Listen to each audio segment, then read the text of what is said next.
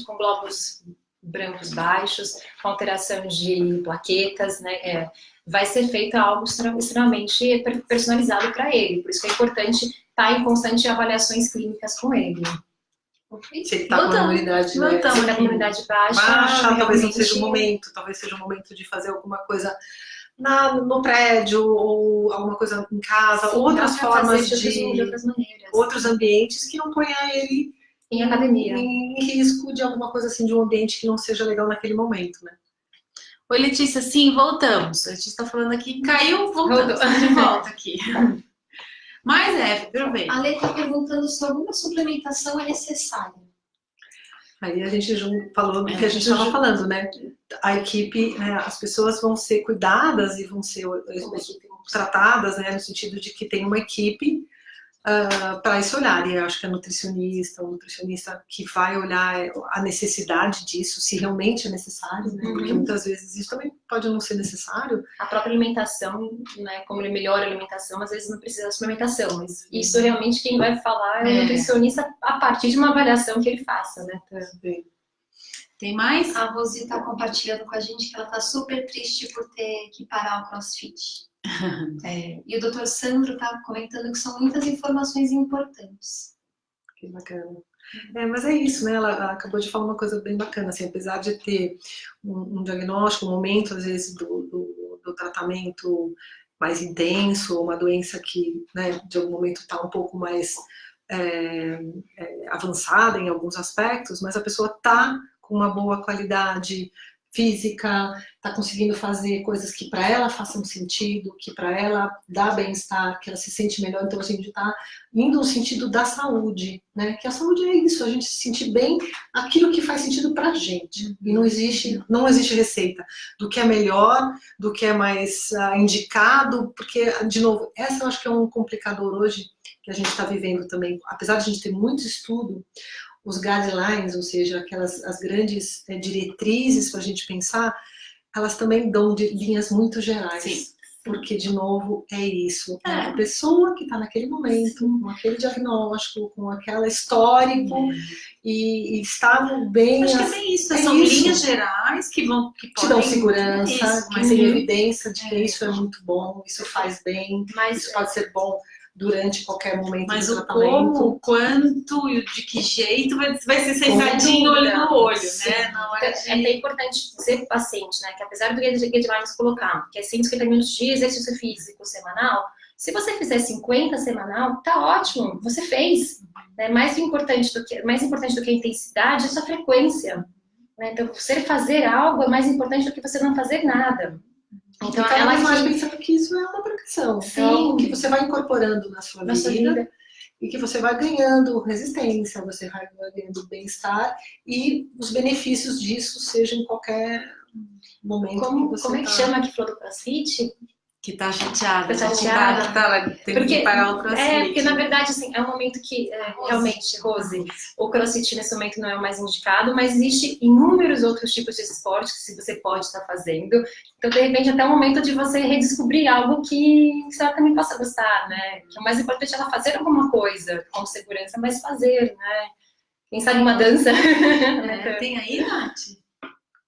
Não, a gente tem uma pergunta que eu acho que também, de certa forma, foi respondida, que ela perguntou da caminhada, que se mesmo a caminhada, por ser algo de impacto leve, também tem que ser avaliada individualmente, ou é algo que ela pode fazer, se sentir bem? A caminhada, ela pode ser leve, mas dependendo do ritmo, né? Porque é um ritmo mais forte, onde você já percebe que você tem uma aceleração do ritmo cardíaco, aquela caminhada que é um pouquinho mais vigorosa mesmo, faz a gente... Faltou ar para caminhar, faltou ar para falar junto com o estar caminhando, é uma caminhada que já tem uma certa intensidade.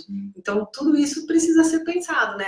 O passeio do shopping é uma coisa. Você já não consegue, por exemplo, falar e ao mesmo tempo respirar. É uma caminhada que tem uma maior intensidade. Então, tudo isso pode ser ganhando uma intensidade aeróbica, um benefício nesse sentido, e tudo vai ter que ser programado para que seja a dosagem seja assim, progressiva, né? Você não comece nem muito aquém e nem também com uma intensidade muito grande. É gradativo, né? É gradativo. Sabe o que eu queria entender um pouco? Acho que você até trouxe um pontinho aí que vale a pena a gente talvez falar bastante, que é específico com relação ao linfedema. Né? Porque eu acho que, de cara, acho que o linfedema parece que vem junto com um monte de mito e verdade também, né? Acho que você já falou o mais importante, que é isso, não mexe. Né? Tem um pouco do não mexe, tem um pouco talvez da mulher que tá assim, que tá com dor e daí fica super insegura. Tem a história de que não se pode fazer massagem, se não pode fazer massagem, né? Tem um monte de história de não faz massagem, que vai espalhar, né? Acho que vamos falar um pouco disso, assim. Quer falar? E se é em que momento que isso tem que começar, se é depois, se é antes, se é logo depois da cirurgia, porque uma paciente de câncer de mama que faz a cirurgia precisa cuidar disso, né? O cenário ideal, qual que seria? Essa paciente receber uma avaliação pré-operatória para identificar os possíveis riscos, possíveis comorbidades que ela já pode ter, fazer uma avaliação pós-operatória e fazer um acompanhamento com o fisioterapeuta. Hoje nós sabemos que quanto mais precoce começa essa mobilização do ombro, do braço, lógico, restrita ao que a equipe médica colocou, tem equipes que colocam 90 graus, tem equipe que libera amplitude de movimento de acordo com a possibilidade do paciente. Só um parênteses, eu acho que isso é legal. De novo, que cirurgia foi feita? Qual foi a extensão da cirurgia? Qual foi a extensão? Não, mas hoje que a gente tá vendo, tem quadranté, tem masté, tem os linfonodos da axila, quanto tirou? Quais são os riscos? Porque, de novo, o linfedema ele tem vários fatores de risco. Não é só a abordagem cirúrgica é importante.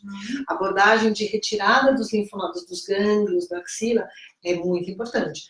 Mas também tem a obesidade, se a pessoa é um tabagista, a quimioterapia. Tem muitos fatores que são fatores que podem influenciar esse inchaço que a gente chama de linfedema. E então, isso que a Cá está falando, de novo, não é só é o tipo da cirurgia, os tipos de tratamento que essa pessoa fez e os fatores individuais dela, se ela tem um risco elevado para isso. Então, pacientes que não são sedentários, que fazem atividade prévia, que é uma pessoa que não tem sobrepeso, tudo isso fala, nossa, apesar de eu ser uma cirurgia talvez mais extensa, ela tem outras questões não tem fatores de risco que podem piorar isso e de alguma forma favorecer o linfedema. Mas esse acompanhamento que a Cá falou, mesmo de ser individualizado e desde antes da cirurgia, que é o ideal, seria o cenário perfeito, né? Mas você sabe que infelizmente não é o que acontece em grandes centros do Brasil, né? Porém, se a gente conseguir cada vez mais o fisioterapeuta conversar com essa equipe, mostrar a sua importância, mostrar que sim, a gente tem o que fazer com esse paciente no pré-operatório, o médico também vai tendo confiança, né? Com essa conversa. O que eu percebo muito é que às vezes os médicos não encaminham porque ele não conhece o fisioterapeuta, não conhece o seu trabalho. Então, se você conseguir também demonstrar para esse médico você tem conhecimento, sabe o que está fazendo, ele vai te encaminhar. Né? Então, por isso que é importante essa conversa. Como foi a cirurgia? Foi uma masté, mas tem vários tipos de masté, tem vários tipos de reconstrução e tem aquela paciente. Sim. Né? Que de repente foi tirada mais pele, deixou menos margem. Tudo isso vai influenciar no movimento seu, se você pode ou não pode começar tão precocemente. Mas o que os artigos colocam é que o paciente que começa mais precocemente são pessoas com menos incidência de linfedema. Quem esvaziou tem a maior incidência? Sim, mas quem retirou 1 ou 2 sentinelas, fez a biópsia, também tem uma incidência baixa, mas ela existe. Então, esses cuidados, eles devem ser... eu falo para meus pacientes, os cuidados, eu vou te contar os cuidados para quem fez a biópsia, né? Vamos tentar seguir com um pouco mais de... não tão rígida, mas tem um bom senso. Tem um bom senso, né? Então, um exemplo, a vacina. A gente tem algumas pesquisas que colocam que tomar vacina numa região no braço que fez esvaziamento pode levar ao linfedema. Preciso tomar no braço que eu esvaziei? Não. Posso usar o outro? Posso usar o outro, viu? Claro. Aferir uma pressão arterial. Eu preciso usar o lado que eu operei. Então, eu não preciso contribuir para esses fatores. Mesmo eles ainda não tendo tanta evidência. É isso que eu falo para elas, né? São cuidados que... Né? Vamos minimizar, né? Exatamente. Eu acho que isso, minimizar risco e fazer as coisas que são benéficas, mas, de novo, eu acho que nessa questão do linfedema em particular, o mais é... Tá. Então, assim, sabe a história do copo que está meio cheio? Então, tudo que é em excesso vai prejudicar. Então, a gente fala assim, não existe os nãos. É assim, pode, mas com alguns cuidados. Então, a história da cutícula, a história de várias questões do peso. Não é, primeiro, o peso, o que é peso para mim, o que é peso para você, o que é peso para uma pessoa que trabalha com um exercício diário, que realmente consegue ter isso. Então, a memória muscular de cada um é diferente. A gente tem que lidar com isso. A gente precisa indicar que o exercício, realmente a movimentação, a atividade física é importante também para prevenir linfedema, mas os excessos é que são um problema.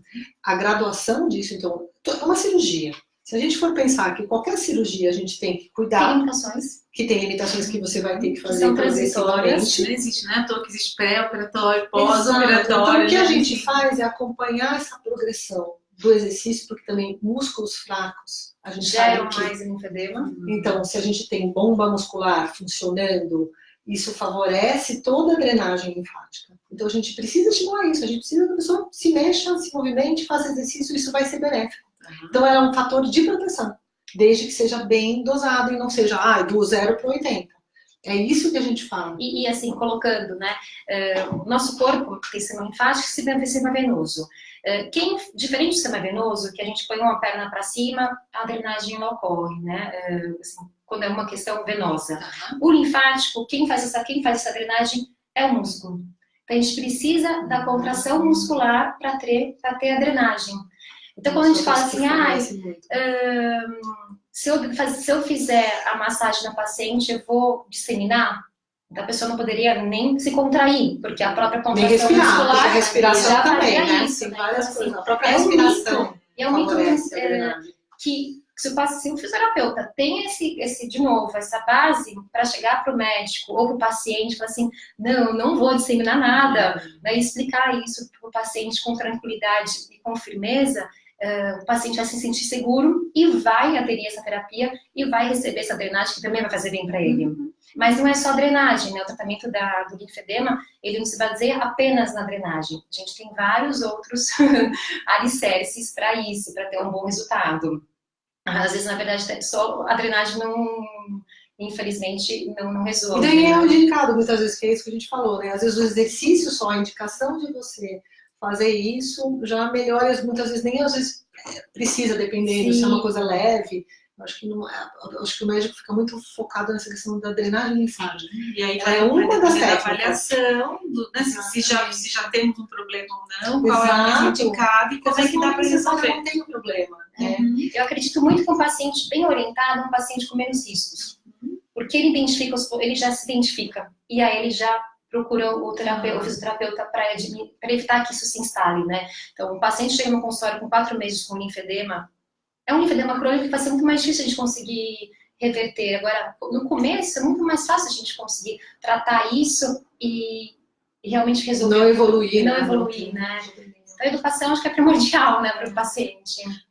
Acho que é assim, às vezes a gente tem pergunta aí, Luz? Temos sim. A Bioonco quer saber se a atividade física diminui o risco de recidiva. Sim. Hoje nós temos alguns artigos que colocam, né, evidências para prevenção e evidências para pós-tratamento. E para câncer de mama já está extremamente, a evidência já está extremamente bem comprovada, né? Não é essa palavra, mas para coloretal também, nós temos fortes evidências, para próstata também. Vários tumores, na verdade, né? Mas não é só atividade física, né? Ela faz boa parte, mas nós temos outra parte importante que é a alimentação. Agora na ASCO saiu um artigo lindo falando sobre a atividade física e a questão da alimentação. Eles fizeram 2 grupos. Um grupo manteve a atividade física com alimentação e o outro só diminuiu, manteve tudo normal, a ingesta de gordura normal. Esse grupo que diminuiu a ingesta de gordura diminui 25% a chance de ter. Né? Então, se a gente tem isso nas nossas mãos, aliado com a basta alimentação... pensar que uma das questões do exercício também é esse controle, essa modulação hormonal. né? Então a gente reduz questões de estrogênio, por exemplo. Então tem um impacto, sim. A gente consegue, isso os estudos mostram que você consegue reduzir o risco de uma recidiva também, né? Então se a gente for olhar aqui em todos os sentidos, né? Pré-tratamento, como prevenção, durante o tratamento e pós-tratamento, se a gente não quiser ter de novo. Lembra do trabalho do Percept? Não é sozinho. Teve um trabalho, é bem antigo esse. E eles viram que os benefícios do Hercept eram os mesmos da atividade física. Só que sem os efeitos colaterais que o Hercept causava nos pacientes, né? Aí eu falo isso para os meus pacientes, falo, gente, a escolha está nas nossas mãos. Você quer melhorar a artralgia, quer melhorar, faça exercício, né? Então, para convencer o paciente, só você mostrar esse artigo, eu falo, que eles querem na hora fazer exercício. E aí? A Dolly está compartilhando que o fisioterapeuta fez toda a diferença na vida dela. E a doutora Fabiana queria que vocês falassem um pouquinho sobre a importância do toque para que a paciente comece a sentir como é a nova sensibilidade. Qual foi a doutora Fabiana? Quem está seguindo a gente? É a doutora, qual a Fabiana que a Duda consegue ver? Marquites. Linda! Beijo, Acredito que você tá aí! Que fofo. Bem cara dela essa pergunta, né? Toque, eu já vejo na Fabi. Carinho.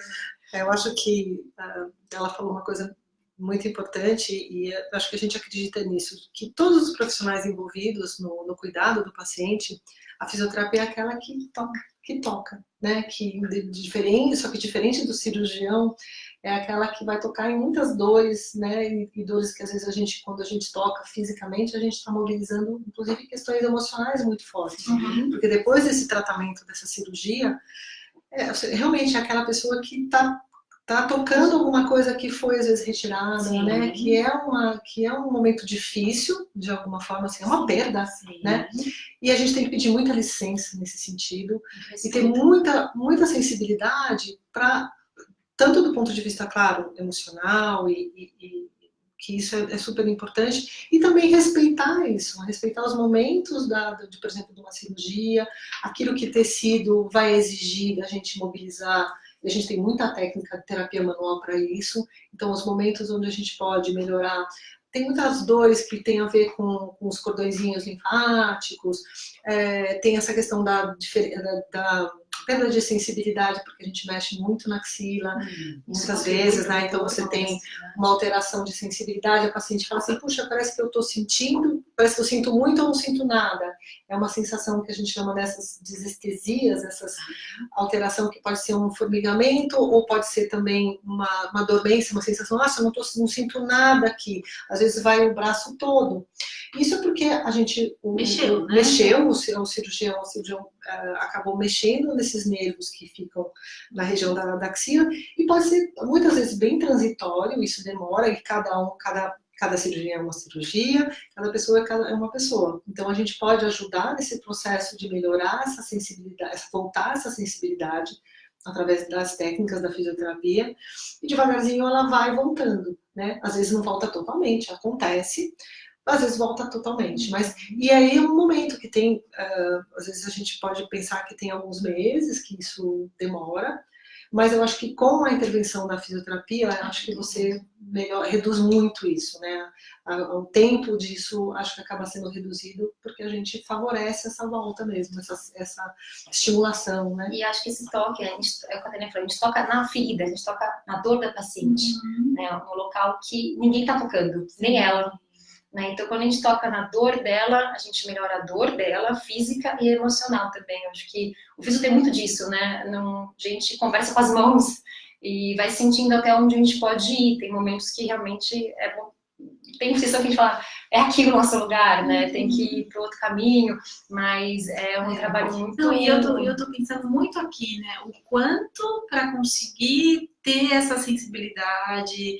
Né, esse nível de cuidado que vocês estão mencionando, o quanto é necessário, de verdade, muita capacitação, né, Tânia e Cá, porque assim, que é alguma coisa que você falou, é importante as pessoas saberem que existe, inclusive, a fisioterapia oncológica, né, claro que, acho que pensando em números, provavelmente deve ter pouco profissional. Nós não somos poucos assim, mas é que o Brasil é muito grande. Porque a gente fala o Brasil é muito grande, muito diverso. Tem muita gente com boa. Dificuldades regionais enormes, dificuldades de acesso, e aí de novo a gente vai entrar numa outra questão. Porque assim, cadê esse profissional? Acesso Onde de ele informação, tá disponível para quem, né? Acesso de informação dos médicos, Sim. dos outros profissionais, que muitas vezes não precisa ser o médico a indicar, mas assim, outros profissionais envolvidos no cuidado, né? Enfermagem, muita gente pode indicar isso. E você falou uma coisa que eu acho que é muito importante, que às vezes o receio do médico é saber para quem ele está indicando, que profissional é esse que está capacitado para entender. Sim. Porque de fato é isso, a gente tem que entender muito, não só da nossa área, mas principalmente de outras áreas, que é tipos de cirurgia, tipos de prótese, qual tipo de abordagem, porque muitas vezes a prótese, o tipo de prótese, o tipo de cirurgia que foi refeito, ele muda completamente a nossa abordagem. Porque realmente você às vezes pode prejudicar alguma técnica que cirurgicamente não exige que a gente possa, por exemplo, mexer, mobilizar essa prótese em um determinado momento. Né? Isso é muito receio dos médicos, né? Assim, puxa, ela vai mexer, vai estragar meu vai trabalho. estragar meu trabalho. A gente ouve muito isso. Ou, vai fazer drenagem. Aí a pessoa chega e fala, mas eu não vou fazer drenagem, porque eu estou fazendo o teu pós-operatório, que muitas vezes não precisa da indicação da drenagem, precisa de outras coisas. Então, eu acho que quanto mais a gente puder divulgar isso, eu acho que assim, os profissionais vão se sentir seguros, os pacientes vão se sentir seguros, então a gente tem que disseminar essa informação. Né? Porque eu acho que assim, existem os dois lados, né, Tânia? Claro. Acho que assim, o médico Dúvida. pode indicar, eu acho que, né, imagino, muitas vezes é o que tem acontecido, mas o paciente também pode pedir. Sim, né? Ele também pode saber que existe. O que eu posso fazer para diminuir minha dor? Qual é o arsenal que eu posso contar para me ajudar a enfrentar melhor esse momento que eu estou vivendo, né? O que a gente está falando aqui agora é que o fisioterapeuta tem muito a contribuir, né? Sim, acho que é disso que eu tô... O mais simples para a analgesia, para aliviar essa dor do paciente, o mais complicado tratar as neuropatias periféricas, os linfedemas, as fadigas, as caquexias, né? Então, a gente tem nosso arsenal muito grande. Até para As náusea. possibilidades são muito grandes, né? Náusea. A gente pode ajudar a controlar. Do texto que eu tô, tem pergunta aqui, tem pergunta aqui. Então, Vamos ouvir ali um pouquinho. Aqui no Facebook a gente tem a Silvana, que na verdade ela está compartilhando para ela o quanto que a atividade física fez toda a diferença no tratamento. Ela teve câncer de ovário e hoje ela pratica musculação, hidroginástica e natação. Uau, Silvana, muito legal. Então, a gente está ouvindo essa tua história, a Nath contou pra gente, né, que você está aí firme e forte, fazendo várias atividades físicas. E tem também a Ivone, que também compartilhou que ela faz parte de uma equipe de remo para mulheres. E que também fortaleceu bastante a musculatura peitoral e até está ajudando a trabalhar a autoestima dela também. Eu conheço a turma da remada do ICESP, né? E eu sei que já tem outras iniciativas em Santos, né? Tem uma turma pesada aí, firme e forte, trabalhando, fazendo exercício físico com Isso eu acho que até que faz na piscina, né? Já vi, muito legal. E Insta, Aqui ele está compartilhando com a gente.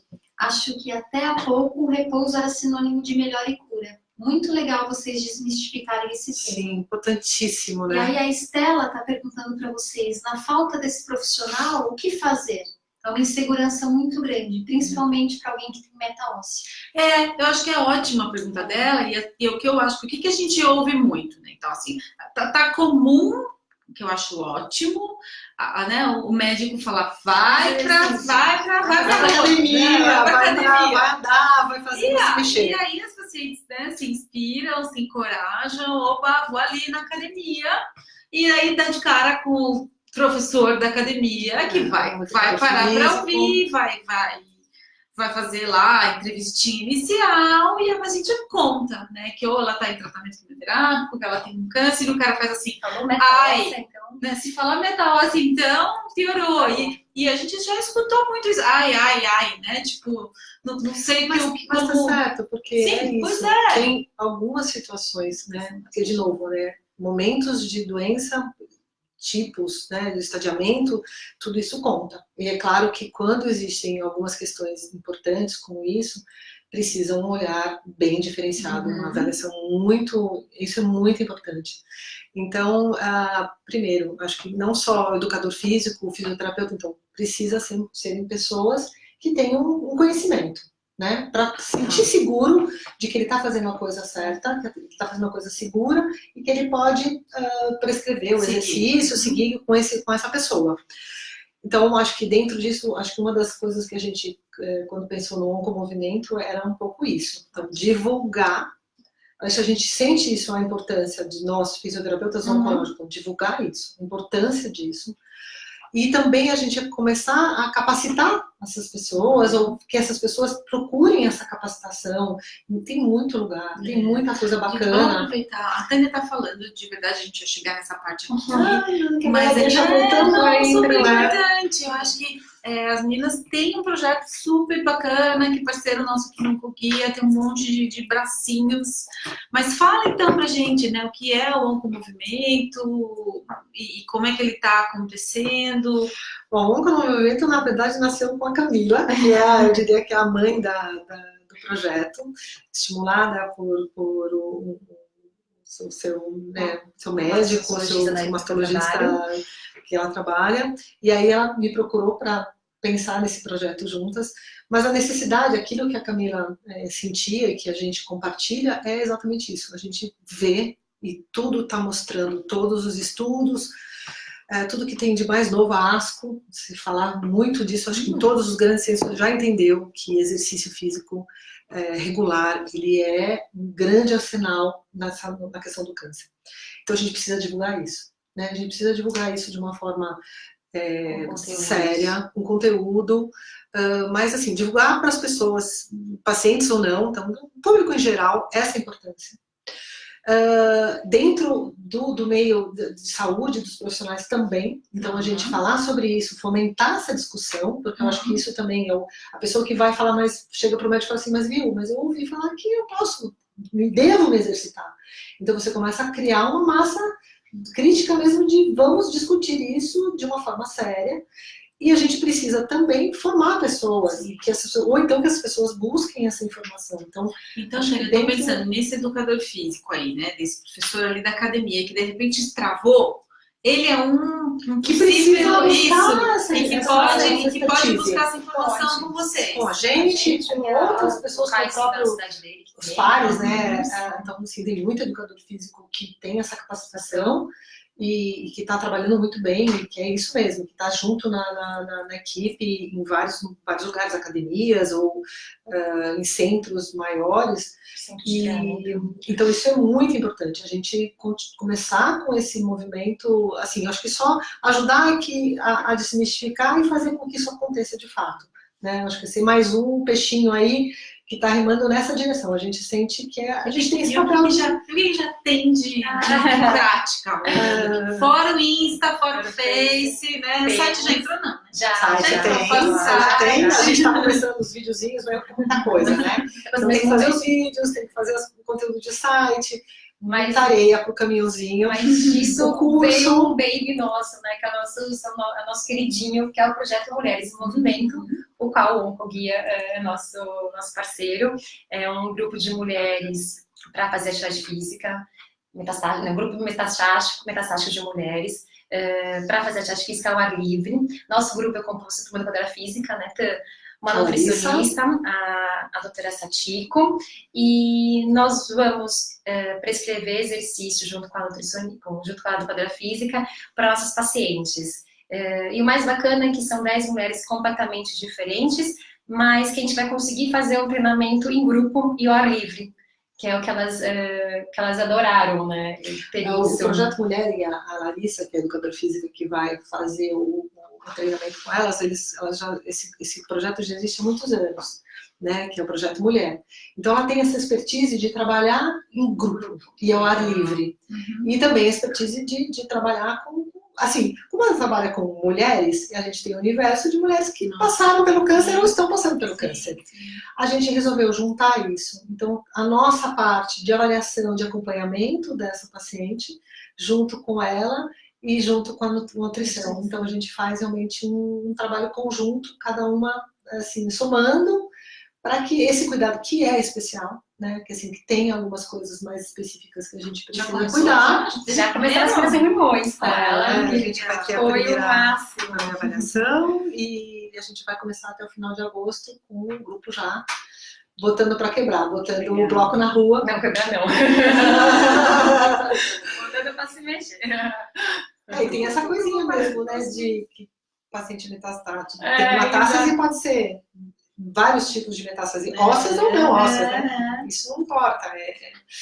Aí a gente tem que cuidar desses. Tem, eu acho que é legal, até né? tô pensando aqui na pergunta dela. Tem alguma recomendação específica para alguém que tem metaósseo? Tem algum não, sim?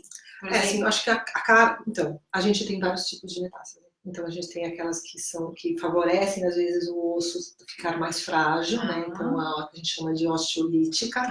A gente tem uma mistura, a gente tem aquela que não tem essa questão da fragilidade óssea. E também, de novo, metástase óssea é uma coisa genérica. Quando a gente entra para o específico, tem que entender, tem que ter muita conexão com o médico, com o que está sendo proposto de tratamento, para que exatamente a gente proponha alguma coisa de forma segura. Essa é a ideia.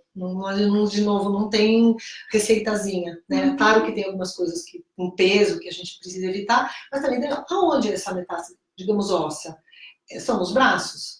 É na coluna? Então isso também vai... Porque, por exemplo, se tem alguma coisa que talvez seja no osso da perna, que a gente chama, né, do membro inferior, nada impede de eu fazer braço, fazer treino de força com outras partes do corpo.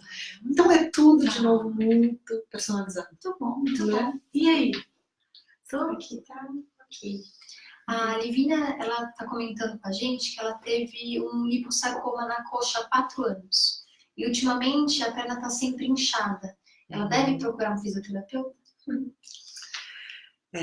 Primeiro ela tem que, então, fazer uma avaliação, né, falar com o médico dela, da equipe, ou quem operou, quer dizer, fazer primeiro essa primeira avaliação em sequência do que tá, para ver o que está acontecendo. Ela precisa ter direitinho esse diagnóstico e uma boa avaliação do que está acontecendo, porque a gente trabalha mediante essa liberação e também a gente tentar entender, será que ela tirou os gânglios, os linfonodos inguinais, né, assim, próximos, isso pode dificultar, a razão é essa? Qual será a razão? Então a gente precisa entender a etiologia, a causa desse edema, para a gente conseguir ajudar a tratar, a controlar e fazer um bom tratamento. Tem que ter um ok do onco para poder chegar no cirurgião e aí a gente entender para onde a gente vai caminhar.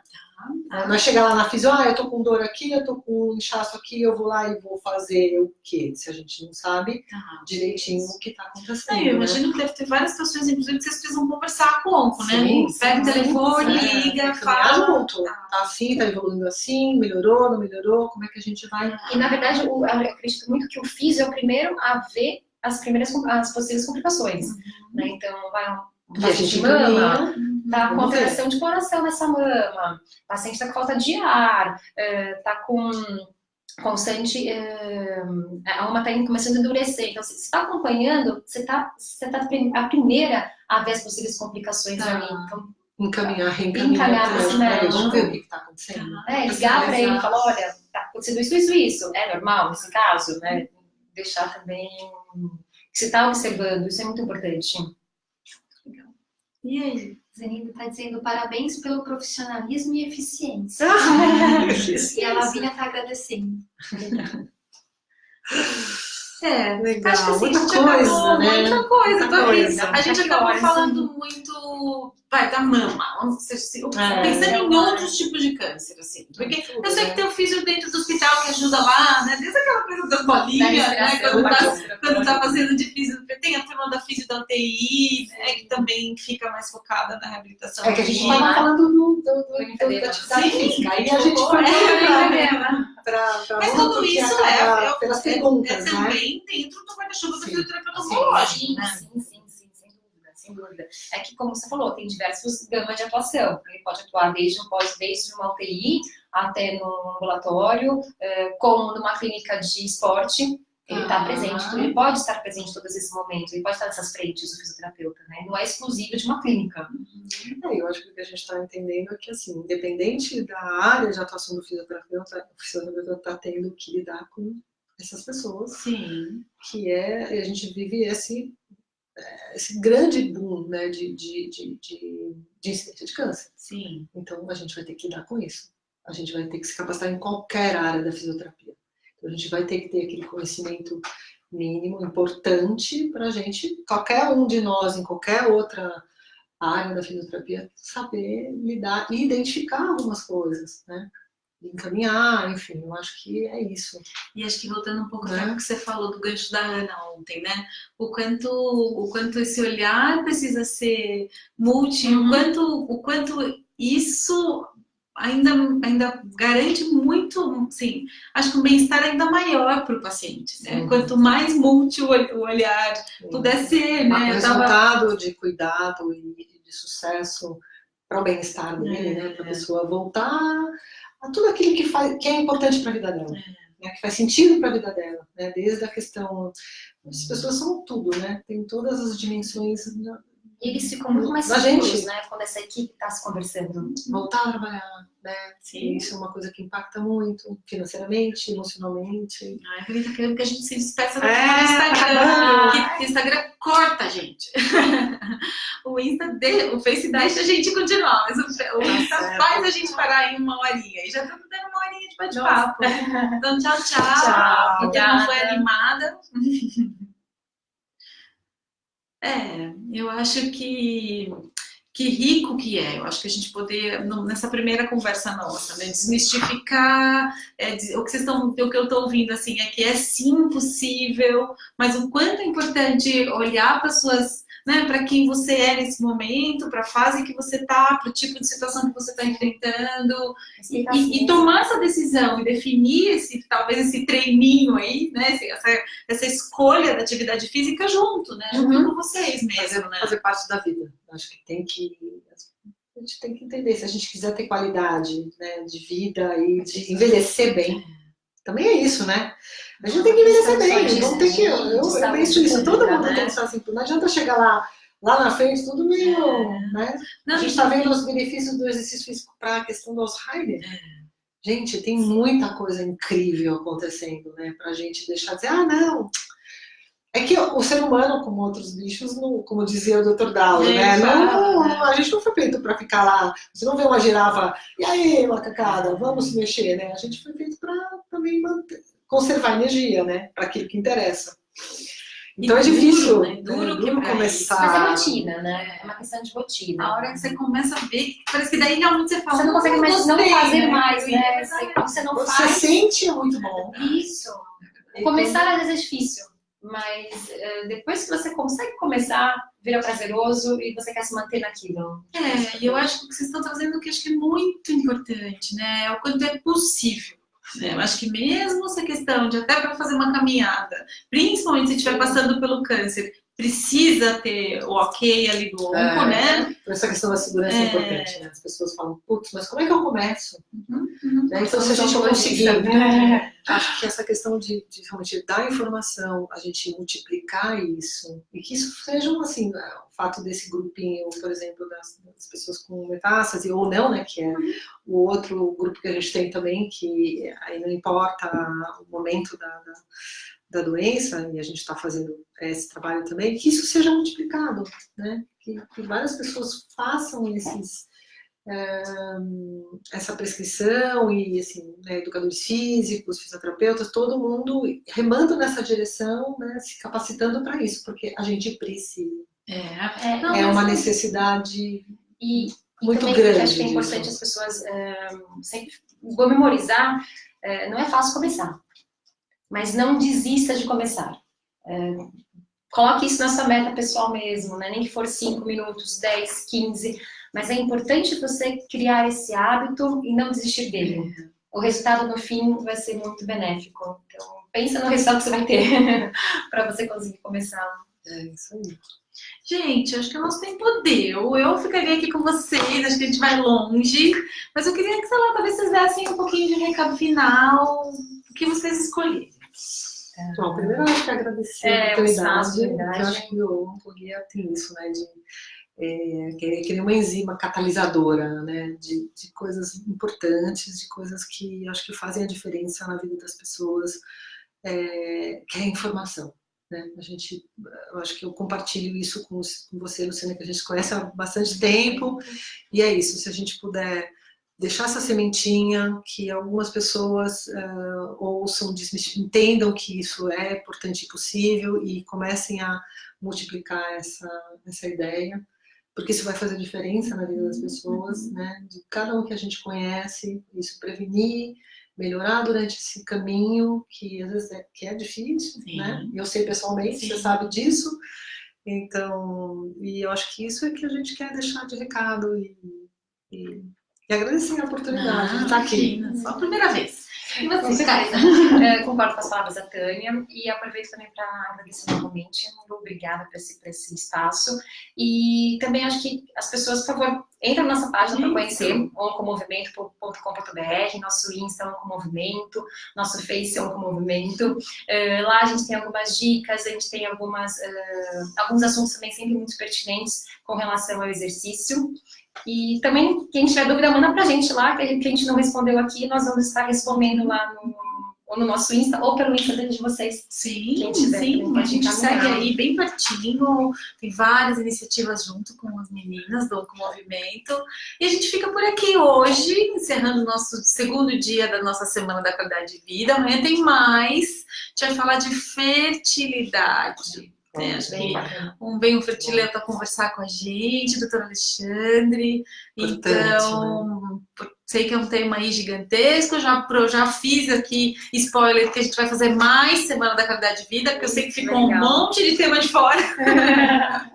Então, a gente já começou a fazer a listinha da próxima semana. E aí é isso, gente. Boa noite. Mais uma vez, obrigada pelo papo. Ó, meu pedido é sempre... Curtiu, perdeu, dá para assistir lá do começo de novo, dá para compartilhar, dá para marcar um monte de gente e fica fixo aí para assistir com calma depois, e depois a gente ainda coloca lá no YouTube nosso bate-papo guardadinho, tá bom? Beijo, beijo, até amanhã. Obrigada, tchau.